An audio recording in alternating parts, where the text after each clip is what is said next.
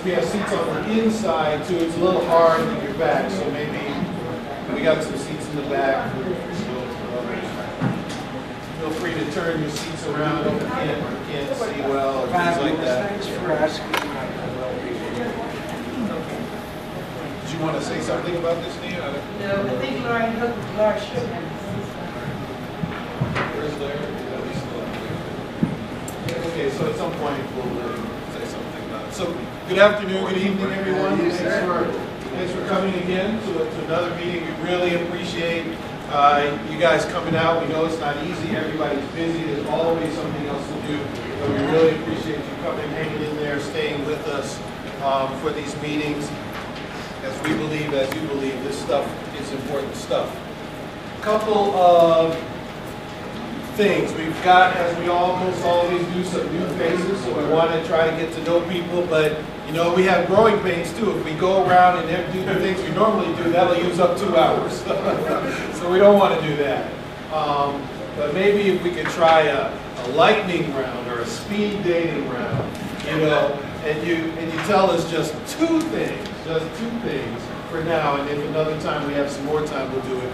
Tell us your name and the organization you're with, and that's it. And that way we can get through people real quick, so at least we know your name and your organization, and it won't eat up too much time. Sound good? Yeah. All right. Why don't we start over here in the back?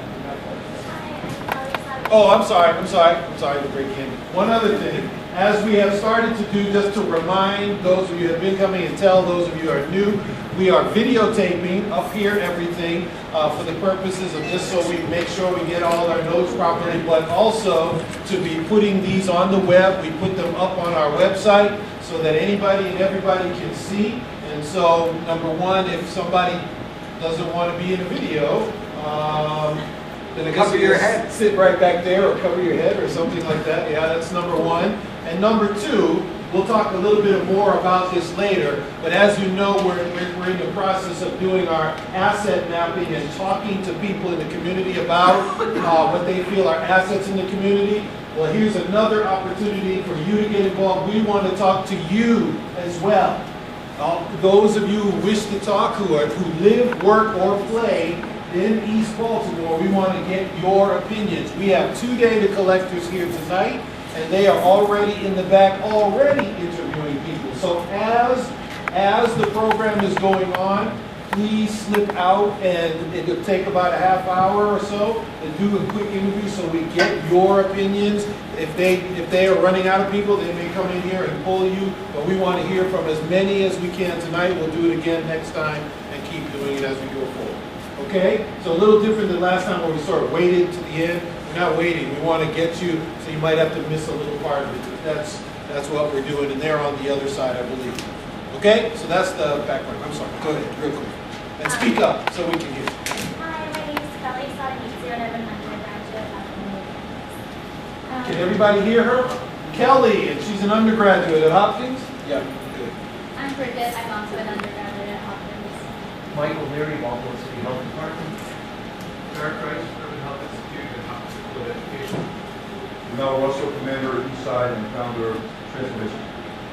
Sally Perry, vaccination center. Patrick. Ernest Smith, East Baltimore resident, coaching Remember to speak up so we can make sure we hear it on the tape. Deborah Pierce, Bakule, East Baltimore resident.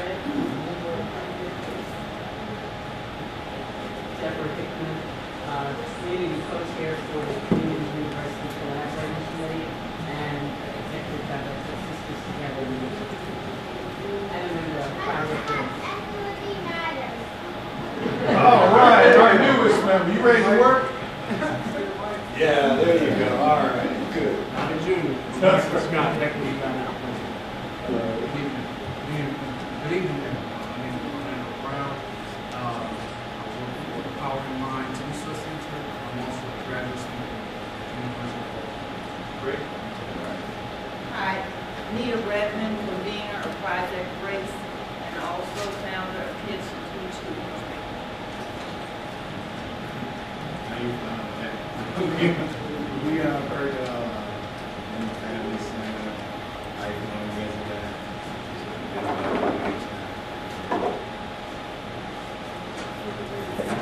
We got. Great. John Leo, resident doctor at Hopkins Baby. Great. Mike Rogers with Transit Clinical Representative. My name is Janice Gentry, and I'm the Vice President of Rural Youth and Race and a resident of Baltimore. David Skinner with coordinating coordinating, also the Green Health and Home Commission. Hi, All right. I'm Victoria Monroe, Executive Director of our State Enrichment Programs.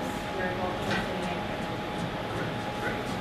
My name is David. I'm a graduate student at the Hopkins School of Art. Great. We would, Bronson. Everybody, for the new people, for the new people. I work here, I minister here, and Better known as mom. I'm sorry, what we good at? Business Phil's got a mouthful, Bob. Did you miss somebody? I'm sorry. Oh, I'm sorry. You wanted to share your name and what organization you're with? Well, I was invited here by Ms. Waxy. Great. Right now, my name is Teresa Hawkins, and right now I'm just looking. Great, glad to have you, Teresa. All she's right. lived in this community for years and knows many people here, so we're looking forward to Excellent, resources. excellent, excellent. Bill? Phil Lee, Johns Hopkins Urban Health Institute. Hi, I'm Nan. I'm co-chair of the Methods Committee with from Hopkins. I'm Sam, I'm from the Urban Health Institute. Amy Ford, I'm also with the Urban Health Institute. Howard now. Bobby Lum, Urban Health Institute. All right, we got everybody, I think. And Liz is behind the camera. Urban Health Institute. All right. I'm Chris Cornell. It's okay. Resident with the Health and the Medicine Program at Hopkins. All right, did I miss anybody else? It's not intentional at all. At all. All right, thanks you all. So we got a lot of great stuff to talk about tonight. I think I covered all the introductions. Amy, where's Amy? Or somebody, did I forget any? I don't think I forgot any. So why don't we jump right into, as you know, getting back to the asset mapping project. For those of you new, we can talk a little bit more about it later. We're going out and talking to folks that understand what they believe are the positive things, the strengths, the assets in East Baltimore. Some people believe like a place like East Baltimore has no assets. We don't believe, I don't believe that. I hope you don't believe that. But you know what? No one's ever asked. And so we're asking, and we're going to document it, and then those assets can become part of solutions in the future. And so we're trying to talk to as many as 500 people, and we're going to talk about where we are, but we wanted to have a little discussion about how we get to more people to talk to. That's one of the reasons we're asking you guys to talk to our data collectors. And I think, Bob, are you going to lead that discussion? I'm going to lead the discussion on access to data. Oh, I'm sorry. That's what I meant. I'm looking at it, access to data. So yes, as a part of this discussion, it has come up about sort of how to, once the data is collected, so how do we get to it, kind of, you know, where is it going to be, who owns it, those kinds of issues. And that's we'll have that discussion, and then we'll go to some of these other things. You want to leave that now, Bob? Sure. Yeah. Great. So this really stems from a number of conversations that we all have had, and the recent conversation that I had with them, and that is what happens with the data once it's collected. And the answer to that question will rest with this group. But let me share with you what we're talking about when we talk about data, and then at least my thoughts about this. So this is not numbers data, obviously. This is qualitative data. This is stories that people tell. So what happens is that with the interviews, there are recordings. Those recordings are transcribed. Someone sits and types all of these up, and you have 100, 200, 300, 500 stories. I would suggest that there isn't a person in this room whose life is long enough to read the 500 stories.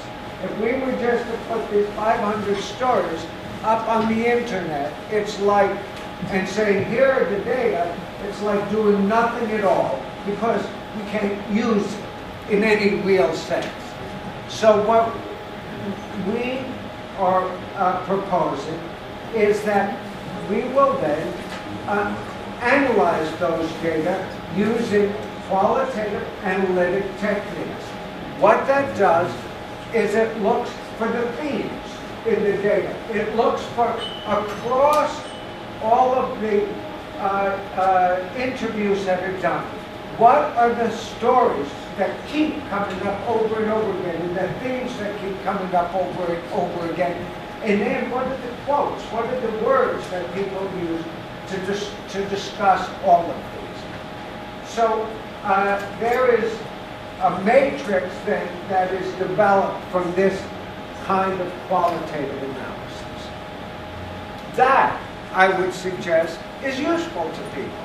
You can then go in and use it. And my suggestion is, I mean, the coding is purely a technical part of this.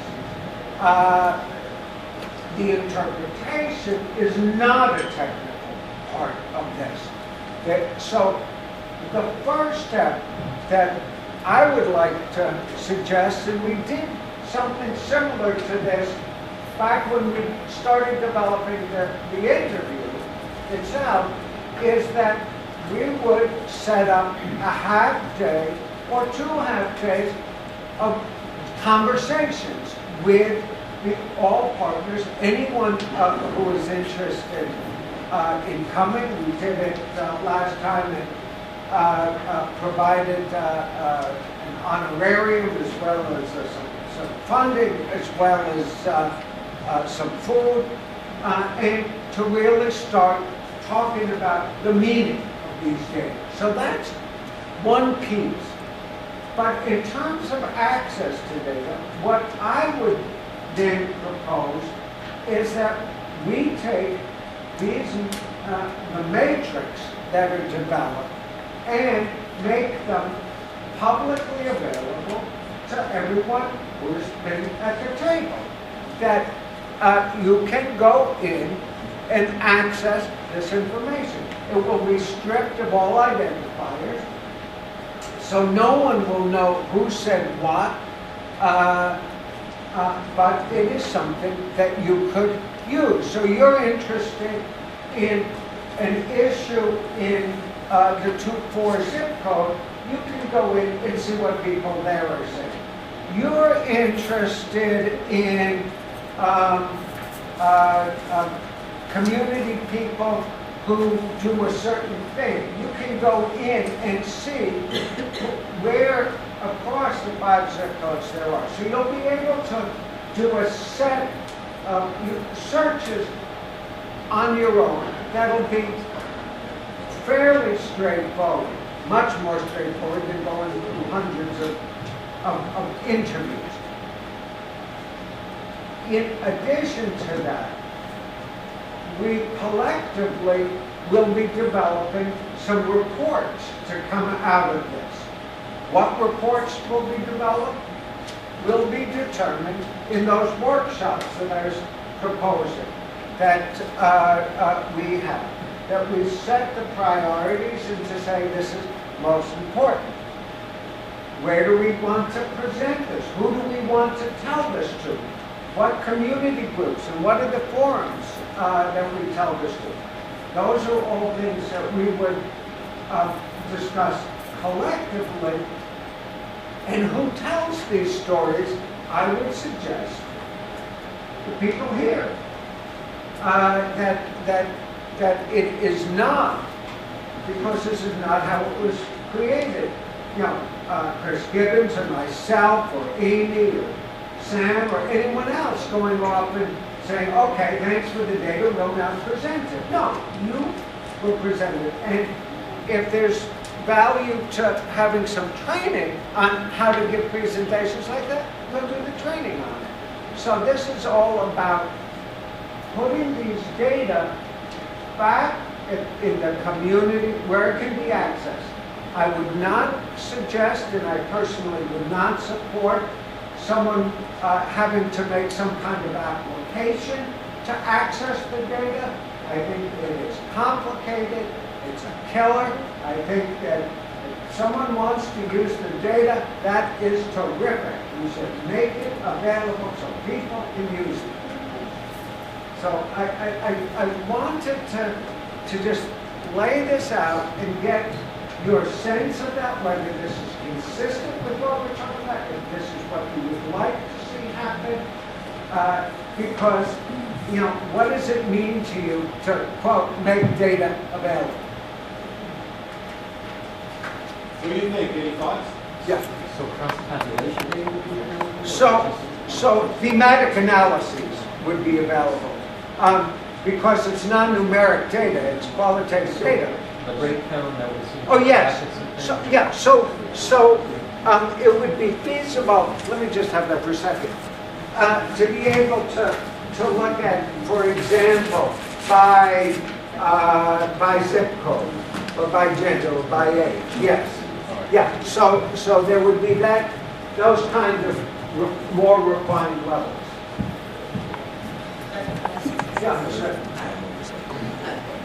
I really didn't hear you on this thing. Your suggestion, Oh, he was, so let me just say, again, he was asking whether they'll be available by zip code, or, you know, like how we program by age or by gender, and I said yes. Hi, once again, my name is Leah Redmond. I also represent people working on the East Baltimore Historical Library / Museum. This has been a project that has evolved over the last 12, 13 years. Presently, we're looking for an initial developer incentive for that history project. Amy Gordon on that committee. So are people like Amy Mosley, Leon Canal, and Frank, and Bishop. We've been kind of fumbling with what would our first initial exhibit be. The more I'm hearing what's happening with this project, this seems like an ideal project to be an inaugural exhibit in the East Baltimore Historical Library.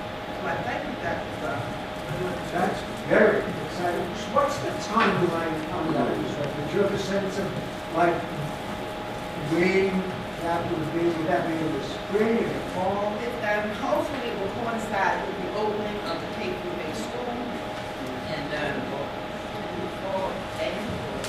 Yeah, I mean, that's the plan. And so the plan is for that school currently to open in the fall of 2013. And I heard recently it is still planned Yeah. to open the school in the fall of 2013. So I think that having something like that as a target is wonderful, because it says, okay, you know, it pushes us to have something together for an event. And not only does it push you, but what it does for the community. You have managed to bring together 5 to 7 zip codes. I mean, it expands on our work, and it expands on our work.